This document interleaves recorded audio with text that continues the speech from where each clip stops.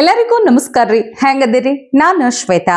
ಜಗತ್ನ್ಯಾಗ ನಡೆದಿರೋ ಸುದ್ದಿನ ನಮ್ಮ ಉತ್ತರ ಕರ್ನಾಟಕ ಭಾಷೆದಾಗ ಹೇಳಲಿಕ್ ಬಂದೀನಿ. ಮಸ್ತ್ ಚಾ ಕುಡ್ಕೋತ ಖಡಕ್ ಮಿರ್ಚಿ ಮಂಡಕ್ಕಿ ನೋಡ್ರಿ. ನಮ್ಮ ಮಿರ್ಚಿ ಮಂಡಕ್ಕಿ ಕಾರ್ಯಕ್ರಮ ಶುರು ಮಾಡೋದಕ್ಕಿಂತ ಮೊದಲ ಎಲ್ಲಾ ಗುರುಗಳಿಗೂ ಶಿಕ್ಷಕರ ದಿನಾಚರಣೆ ಶುಭಾಶಯಗಳ ನೋಡ್ರಿ. ಅಂತೂ ಮೋದಿಜಿ ಮಾತು ಕೊಟ್ಟಂಗ ದೀಪಾವಳಿಗೆ ದೇಶದ ಮಂದಿಗೆ ಒಂದು ಭಾರಿ ಗಿಫ್ಟ್ ಕೊಟ್ಟೇ ಬಿಟ್ರು ನೋಡ್ರಿ.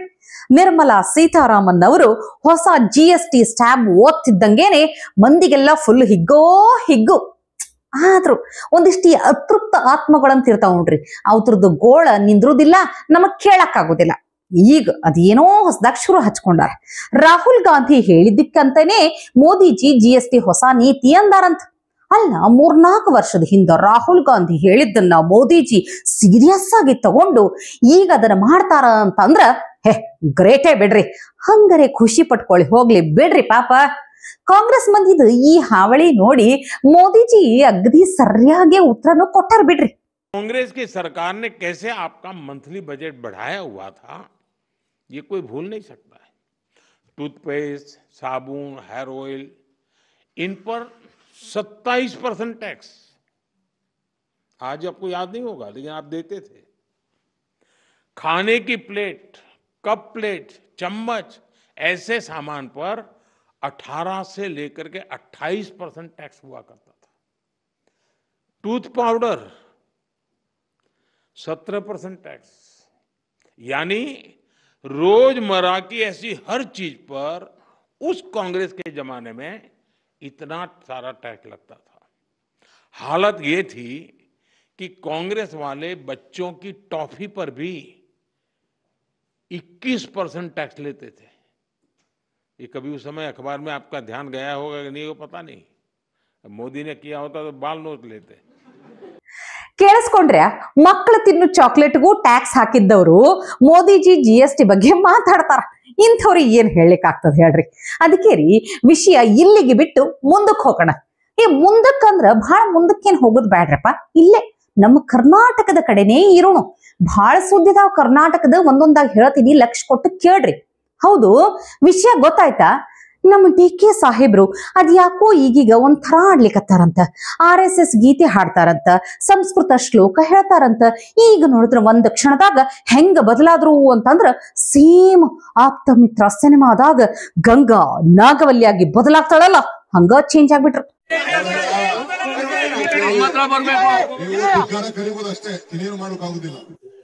ನೋಡು, ನಿನ್ನ ಗಂಗಾ ನಾಗವಲ್ಲಿ ಆಗಿರೋದನ್ನ ನೋಡು.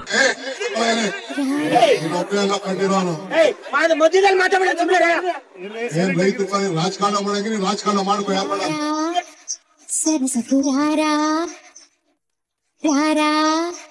ಸರ್ಕಾರ ಕೈ ಬಿಟ್ರ, ಕುಮಾರಸ್ವಾಮಿ ಕೃಷ್ಣ ಮಾತಾಡ್ಸಿದ್ರು, ಕೈ ಬಿಟ್ರು, ನೀವು ಕೈ ಬಿಡಿ. ಹೋಗಿದ್ವಲ್ಲ ಕೃಷ್ಣಗೆ, ನಾವೆಲ್ಲ ಹೋಗಿದ್ವಲ್ಲ ಕೃಷ್ಣಗೆ, ಹೋಗಿ ನಾವೇ ಆಮೇಲೆ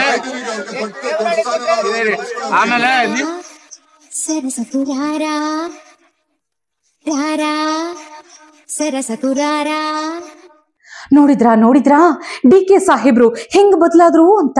DK ಶಿವಕುಮಾರ್ ಅವರೇ, ಯಾಕಿಷ್ಟೊಂದು ಕೋಪ ಮಾಡ್ಕೋತೀರಾ? ಸ್ವಲ್ಪ ಸಮಾಧಾನದಿಂದ ಇರ್ರಿ ಅಲ್ಲ. ಪಾಪ ನೀವೇನರೇ ಹೆಂಗ್ ಮಾಡ್ತೀರಿ ಹೇಳ್ರಿ? ನೀವರೇ ಹೆಂಗ ಸಮಾಧಾನದಾಗಿರ್ತೀರಿ ಹೇಳ್ರಿ? CM ಮಾಡ್ತೀನಿ ಅಂತ ನಿಮಗೆ ಯಾಮಾರಿಸ್ಬಿಟ್ರು. ಸ್ವತಂತ್ರವಾಗಿ ಮಾತಾಡುವಂತ ಅಥವಾ ಹಕ್ಕೇ ಇಲ್ಲ. ಹೈಕಮಾಂಡ್ ಅಂದ್ರ ಅಂಜಿಕಿ. ಊರಾಗ ಹುಲಿ ಇದ್ದಂಗಿರ್ತೀರಿ, ಅದೇ ಹೈಕಮಾಂಡ್ಗೆ ಎದುರು ಇಲಿ ಆಗ್ಬಿಡ್ತೀರಿ. ಛೇ, ಅದರಾಗು ಆ ಬಿಹಾರದಾಗ ನಿಮ್ಮನ್ನು ನೋಡಿದ ಮೇಲಂತೂ ನನ್ನ ಮನಸ್ಸಿಗೆ ಬಹಳ ತ್ರಾಸ ಆಯ್ತು ನೋಡ್ರಿ. ಮತ್ತಿನ್ನೇನ್ರಿ, ಅಲ್ಲ ನಿಮ್ಮ ವಯಸ್ಸೆಷ್ಟು? ಸೀನಿಯರ್ ಸಿಟಿಸನ್ ಅದೀರಿ ನೀವು. ಆದ್ರೆ ನಿಮ್ಮನ್ನೇ ಅಲ್ಲೆಲ್ಲೋ ಕೆಳಗ ಸೆಕ್ಯೂರಿಟಿಗಳು ನಿಂದಿರ್ಸಿ ರಾಹುಲ್ ಗಾಂಧಿ ಮತ್ತು ತೇಜಸ್ವಿ ಯಾದವ್ ಜೀಪ್ ಮ್ಯಾಲ ನಿಂದಿರ್ತಾರಂದ್ರ ಸಾಧಾರಣ ಇನ್ಸಲ್ಟ್ ಏನ್ ಹೇಳ್ರಿ ಇದು ನೋಡ್ರಿ, ನಿಮಗಷ್ಟೇ ಆಗಲ್ಲ ಇದು. DK ಸಾಹೇಬ್ರೆ, ತಿಳ್ಕೋರ್ ನೀವು, ಇಡೀ ಕರ್ನಾಟಕಕ್ಕೆ ಮಾಡಿದಂತ ಅವಮಾನ. ನೀವು ಬರೇ ಕಾಂಗ್ರೆಸ್ ರಾಜ್ಯಾಧ್ಯಕ್ಷರಾಗಿದ್ರಿ ಅಂದ್ರೆ ಪರವಾಗಿರ್ಲಿಲ್ಲ, ಆದ್ರೆ ನೀವು ನಮ್ಮ ಕರ್ನಾಟಕದ DCM ಅದೇರಿ. ನಿಮಗ ಅವಮಾನ ಮಾಡುವುದು ಒಂದೇ, ಕನ್ನಡಿಗರಿಗೆ ಅವಮಾನ ಮಾಡುವುದು ಒಂದೇ. ನೀವು ಒಂದು ವೇಳೆ ಸಹಿಸ್ಕೊಂಡ್ರು ಸಹಿತ ನಾವಂತೂ ಇದನ್ನ ಸಹಿಸ್ಕೊಳ್ಳೋದಿಲ್ಲ. ಒಂದು ಉಗ್ರ ಹೋರಾಟ ಆಗ್ಬೇಕಂತ ಹೇಳ್ತೀವಿ. ಏನಂತೀರಿ ನೀವು? ಆದ್ರೂ ನೋಡ್ರಪ್ಪ, ಈ ಕಾಂಗ್ರೆಸ್ ನಾಯಕರಿಗೆ ಈಗೀಗ ಹೆಂಗಾಗ್ಯದಂದ್ರ ಇವ್ರಿಗೆ ಯಾರ ಅಂಜಿಕೆನೂ ಇಲ್ಲ. ಮಂದಿನಂತೂ ಕೀಳಾಗಿ ನೋಡ್ತಾರ. ಹೋಗ್ಲಿ, ಮಾಧ್ಯಮದವ್ರ ಮ್ಯಾಲರೆ ಅಂಜಿಕೆ ಐತ್ಯಾ? ಅದೂ ಇಲ್ಲ. ಯಾಕಂತ ಹೇಳ್ತೀನಿ ಕೇಳ್ರಿ. ಒಬ್ಬ ಸೀನಿಯರ್ ಮಹಿಳಾ ಪತ್ರಕರ್ತೆಗೆ RV ದೇಶಪಾಂಡೆ ಅವಮಾನ ಮಾಡ್ತಾರ. ದವಾಖಾನಿ ಬಗ್ಗೆ ಕೇಳಿದ್ರ ಅಧಿಕ ಪ್ರಸಂಗ ಮಾತಾಡ್ತಾರ. ನಿನ್ನೇಂದ್ರ ಹೆರಿಗೆ ಇದ್ರೆ ಮಾಡಿಸ್ತೀನಿ ಹಳೆ ನಿನ್ನೇಂದ್ರ ಹೆರಿಗೆ ಇದ್ರೆ ಮಾಡಿಸ್ತೀನಿ ಹಳೆ ನಿನ್ನೇಂದ್ರ ಹೆರಿಗೆ ಇದ್ರೆ ಮಾಡಿಸ್ತೀನಿ ಹಳೆ.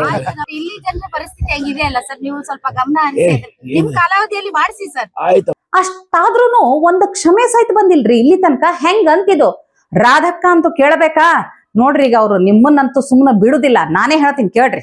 ಮಳೆಗಾಲ ಬರೋವರೆಗೆ ಏನ್ ಮಲ್ಕೊಂಡಿರ್ತೀರಾ ನೆಮ್ಮದಿಯಾಗಿ ಬೆಡ್ಶೀಟ್ ಹಚ್ಕೊಂಡು? ಬೇಸಿಗೆಗಾಲದಲ್ಲಿ ಇಂತ ರೋಡ್ ಸರಿ ಮಾಡುವಂತ ಕೆಲಸಗಳನ್ನ ಮಾಡಕ್ಕೆ ಯೋಗ್ಯತೆ ಇಲ್ವಾ ನಿಮ್ಗೆ?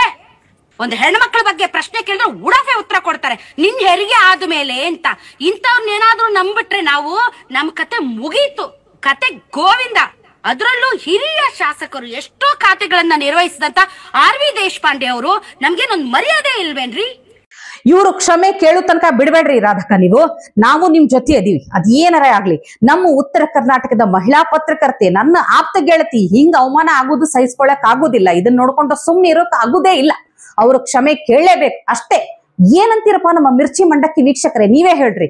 RV ದೇಶಪಾಂಡೆ ಅವರು ಕ್ಷಮೆ ಕೇಳಬೇಕೋ ಬೇಡೋ ಕಮೆಂಟ್ ಮಾಡಿ ಹೇಳ್ರಿ ನನಗ. ಲೇಡಿ ರಂಗಣ್ಣ ಅಂತ ಅಂದ ಕೂಡ್ಲೆ ನಮ್ಮ ರಂಗಣ್ಣ ಸರ್ ನೆನಪಾದ್ರ ನೋಡ್ರಿ. ಇದು ಒಂದು ಓತಿಕ್ಯಾತ ನೋಡಿರಿ ನೀವ? ಅದೇ ರೀ ಧರ್ಮಸ್ಥಳ ಕೇಸ್ನಾಗ ಕಾಣಿಸ್ಕೊಳ್ಲಿಕ್ಕತ್ತಿಲ್ಲಲ್ಲ, ಇದರಿ ಈ ಓತಿಕ್ಯಾತ.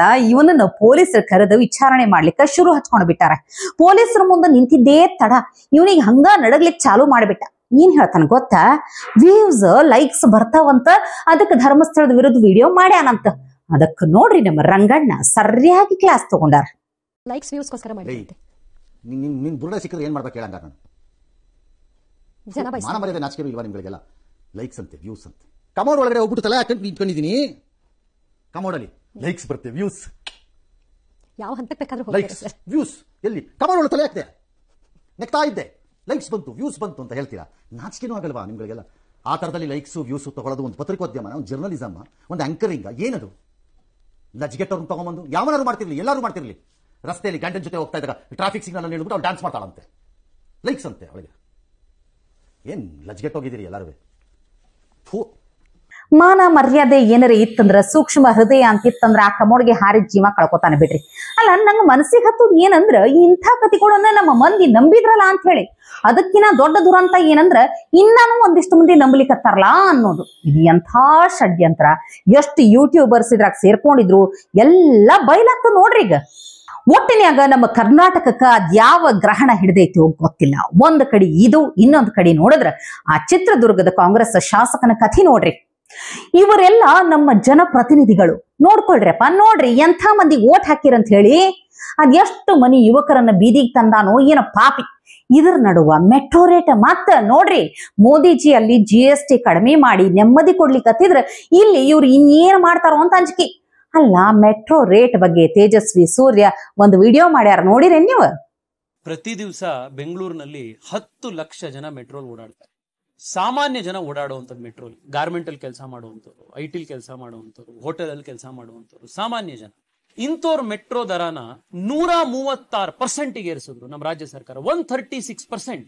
ಮೊನ್ನೆ ಡೆಲ್ಲಿ ಮೆಟ್ರೋನು ಕೂಡ ಮೆಟ್ರೋ ದರ ಜಾಸ್ತಿ ಆಯ್ತು. ಮಿನಿಮಮ್ ಇನ್ಕ್ರೀಸ್ ಆಗಿರೋದು 1 ರೂಪೀಸ್, ಮ್ಯಾಕ್ಸಿಮಮ್ ಇನ್ಕ್ರೀಸ್ ಆಗಿರೋದು 4 ರೂಪೀಸ್. 4 ರೂಪಾಯಿ. ಯಾವ್ದಾದ್ರು ನೀವು 4 ರೂಪಾಯಿ, 1 ರೂಪಾಯಿ, 2 ರೂಪಾಯಿ ದರ ಜಾಸ್ತಿ ಮಾಡಿದ್ರೆ ಯಾರಾದ್ರೂ ವಿರೋಧ ಮಾಡ್ತಾರ ಅದನ್ನ? ಎಂತ ಬಡವ ಆದ್ರೂ ಕೂಡ ಇಲ್ಲಪ್ಪ, ರಾಜ್ಯ ಸರ್ಕಾರಕ್ಕೂ ಮೆಟ್ರೋಗ್ ನಾವು ಹೋಗ್ತಾ ಇದೀವಿ, ಉಪಯೋಗ ಆಗ್ತಿದೀವಿ, ಅದು ಕರೆಕ್ಟ್ ಆಗಿ ನಡಿಬೇಕು, ಸರಿಯಾಗಿರುವಂತ ದರ ಕಟ್ಟಬೇಕು ಅಂತ ಅವರು ಕಟ್ತಾರೆ. ಬೆಂಗಳೂರಿನಲ್ಲಿ ನೋಡಿ 10 ರಿಂದ 15 ಕಿಲೋಮೀಟರ್ ಹೋಗೋದಕ್ಕೆ 60 ರೂಪಾಯಿ, 15 to 20 ಕಿಲೋಮೀಟರ್ಸ್ ಹೋಗೋಕೆ 70 ರೂಪೀಸ್, 20 to 25 ಕಿಲೋಮೀಟರ್ಸ್ ಹೋಗೋಕೆ 80 ರೂಪೀಸ್, 25 ಕಿಲೋಮೀಟರ್ಸ್ ಮೇಲ್ ಹೋಗಕ್ಕೆ ಬೆಂಗಳೂರು ಮೆಟ್ರೋ 90 ರೂಪಾಯಿ. ಇಡೀ ದೇಶದಲ್ಲಿ ಯಾವ ಮೆಟ್ರೋದಲ್ಲೂ ಕೂಡ ಈ 90 ರೂಪಾಯಿ ಇಲ್ಲ. ಆಮೇಲೆ ಮೆಟ್ರೋನ 90% ಜನ ಬಳಸುವಂತದ್ದು ಯಾವ್ದು ಶಾರ್ಟ್ ಡಿಸ್ಟೆನ್ಸಿಗೆ ಅಲ್ಲ. ನೀವು ಒಂದ್ ಸ್ಟೇಷನ್ ಇಂದ ಪಕ್ಕದ ಸ್ಟೇಷನ್ ಹೋಗಕ್ಕೆ ಯಾರು ಮೆಟ್ರೋ ಬಳಸಲ್ಲ. ಆಟೋದಲ್ಲೇ ಹೋಗ್ತಾರೆ, ನಡ್ಕೊಂಡು ಹೋಗ್ತಾರೆ, ಅಥವಾ ಒಂದು ಟ್ಯಾಕ್ಸಿಲ್ ಹೋಗ್ತಾರೆ, ಆಟೋ ತಗೊಂಡು ಹೋಗ್ತಾರೆ, ರ್ಯಾಪಿಡೋಲ್ ಹೋಗ್ತಾರೆ, ಹೆಂಗೋ ಹೋಗ್ತಾರೆ. ವಿಜಯನಗರದಿಂದ ವೈಟ್ ಫೀಲ್ಡ್ ಹೋಗೋರು ಪ್ರತಿ ದಿವಸ 90 ರೂಪಾಯಿ ಒನ್ ವೇ ಕೊಡಬೇಕು. ಅವ್ನು ವಾಪಸ್ ಆಫೀಸಿಂದ ಬರಕ್ 90 ರೂಪಾಯಿ ಕೊಡಬೇಕು. ಪ್ರತಿದಿನ ಬರೀ ಮೆಟ್ರೋಗೆ ಅವನು 180 ರೂಪಾಯಿ. ಇನ್ ಮೆಟ್ರೋ ತನಕ ಅವ್ರ ಮನೆಯಿಂದ ದೂರ ಇತ್ತು, ಆಟೋ ತಗೋಬೇಕು ಅಂತಿದ್ರೆ ಅವ್ನು 25 ರೂಪಾಯಿ, 30 ರೂಪಾಯಿ, 50 ರೂಪಾಯಿ ಆಟೋ ಕೊಡಬೇಕು. 500 ರೂಪಾಯಿ, ಹೆಚ್ಚು ಕಡಿಮೆ 400 ರಿಂದ 500 ರೂಪಾಯಿ ಸಾರ್ವಜನಿಕ ಟ್ರಾನ್ಸ್ಪೋರ್ಟ್ ಯೂಸ್ ಮಾಡೋರ್ ಮೇಲೆ ಇವತ್ತು ರಾಜ್ಯ ಸರ್ಕಾರ ಹೊರೆ ಹಾಕಿದೆ ಬೆಂಗಳೂರಿನ. ಇದು ಈ ರಾಜ್ಯ ಸರ್ಕಾರದ ಆರ್ಥಿಕ ಮಾಡೆಲ್. ನಾನು ಈಗಲೂ ಕೂಡ ರಾಜ್ಯ ಸರ್ಕಾರಕ್ಕೆ ಮುಖ್ಯಮಂತ್ರಿಗಳಿಗೆ, ಉಪಮುಖ್ಯಮಂತ್ರಿಗಳಿಗೆ, BMRCLಗೆ ಮನವಿ ಮಾಡ್ತಾ ಇದ್ದೀನಿ, ಆಗ್ರಹ ಮಾಡ್ತಾ ಇದ್ದೀನಿ. ಮೆಟ್ರೋ ದರವನ್ನ ದಯವಿಟ್ಟು ರಾಜ್ಯದ ಜನತೆಗೆ, ಬೆಂಗಳೂರಿನ ಜನತೆಯ ಹಿತದೃಷ್ಟಿಯಿಂದ ಇಳಿಸಿ. ದಿನಕ್ಕೆ 200 ರೂಪಾಯಿ ಕೊಟ್ಟು ಮೆಟ್ರೋಲ್ ಯಾರಿಗ್ರಿ ಹೋಗಕ್ಕಾಗುತ್ತೆ? ಸಾಮಾನ್ಯ ಜನರದ್ದು ಯಾವ ನೋವಿಗೂ ಸ್ಪಂದಿಸದಲ್ಲೇ ಕೆಲಸ ಮಾಡ್ತಾ ಇರುವಂತ ರಾಜ್ಯ ಸರ್ಕಾರಕ್ಕೆ ದಯವಿಟ್ಟು ಮೆಟ್ರೋ ದರವನ್ನ ಕಡಿಮೆ ಮಾಡಬೇಕು ಅನ್ನುವಂತ ಮತ್ತೊಮ್ಮೆ ಆಗ್ರಹ ಮಾಡ್ತಾ ಇದ್ದೀನಿ. ನೋಡ್ರಿ, ಇದು ಕಥೆಯಲ್ಲ, ಜೀವನ ಅಂತ ಅನ್ನುವಂಗಾಗೈತಿ. ಇದಕ್ಕೆಲ್ಲ ಮುಕ್ತಿ ಯಾವಾಗ ಸಿಗ್ತೋದೋ ಆ ದೇವರಿಗೆ ಗೊತ್ತು. ಇವತ್ತಿಗೆ ಸುದ್ದಿ ಸಾಕಲ್ಲ, ನಾಳೆ ಇಂಥವೇ ಮತ್ತೊಂದಷ್ಟು ಸುದ್ದಿ ತರ್ತೀನಿ. ಚಹಾ ಇಟ್ಕೊಂಡು ಮಿರ್ಚಿ ಮಂಡಕ್ಕಿ ನೋಡ್ಲಿಕ್ಕೆ ಕಾಯ್ಕೊಂಡಿರ್ರಿ. ಟಿವಿ ವಿಕ್ರಮ, ದೇಶ ನಿಮ್ಮ ಕೈಯಲ್ಲಿ. ಈ ಕಾರ್ಯಕ್ರಮ ನಿಮಗೆ ಇಷ್ಟ ಆಗಿದ್ದಲ್ಲಿ ಲೈಕ್, ಶೇರ್ ಹಾಗೂ ಕಮೆಂಟ್ ಮಾಡಿ. ಟಿವಿ ವಿಕ್ರಮದ ಕಾರ್ಯಕ್ರಮಗಳನ್ನು ನಿರಂತರವಾಗಿ ವೀಕ್ಷಿಸಲು ಸಬ್ಸ್ಕ್ರೈಬ್ ಮಾಡಿ, ಬೆಲ್ ಐಕನ್ ಒತ್ತಿ.